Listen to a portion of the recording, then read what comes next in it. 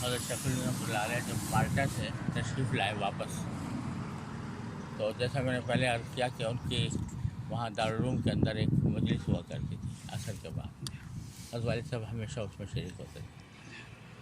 تو ایک مرتبہ اس مجلس میں فرمایا مالٹا سے واپس آنے کے بعد کہ بھائی ہم نے مالٹا کی تنہائیوں میں سوچ کر ایک سبق لیا، اور وہ یہ کہ مسلمانوں کے زوال کے دو اسباب ہیں، ایک قرآن کریم کو چھوڑ دینا اور ایک امت کا تفرقہ۔ تو یہ دو چیزیں ہیں جن کی وجہ سے مسلمان گرے ہیں۔ اب میں باقی ساری زندگی ان دو کاموں کے لیے صرف کرنے کی کوشش کروں گا۔ چنانچہ اس کے بعد آپ نے قرآن کریم کے مکاتب کی قائم کرنے کی ایک مہم چلائی پورے ہندوستان میں، قرآن کریم کے نشر و اشاعت، اور تفریقوں کو ختم کرنے کے لیے علی گڑھ والوں کے ساتھ ایک مل کر کام کرنے کا ایک سلسلہ شروع کیا، جامعہ ملیہ وغیرہ۔ تو یہ دو سبق حضرت فرمائے مالٹا کے تنہائیوں میں۔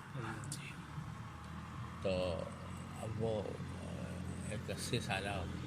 بزرگ ہیں، ساری زندگی قرآن و سنت کے تعلیم و تعلم میں گزری ہے، اور جیل کی تنہائیوں میں، جبکہ حضرت لکھتے ہیں حضرت شیخ الاسلام مولانا مدنی رحمۃ اللہ علیہ کہ حضرت بیشتر اوقات ذکر میں مشغول رہتے تھے، یہاں پر ذکر میں مشغول رہتے تھے۔ تو اس ذکر کے دوران اللہ تعالیٰ کے ساتھ ربط اور تعلق کے دوران کیا اللہ تعالیٰ نے قلب پر الہام فرمایا ہوگا۔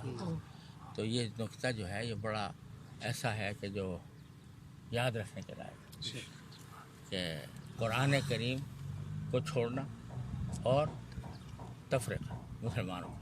لہذا مسلمانوں کے درمیان تفرقہ کسی قیمت پر برداشت نہ کیا جائے،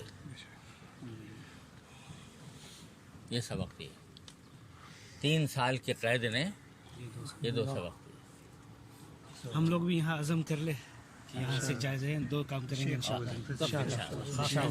یعنی لوگوں کو قرآن سے جوڑنا، تفریقہ دور کرنا۔ The Sheikh's father narrates the story that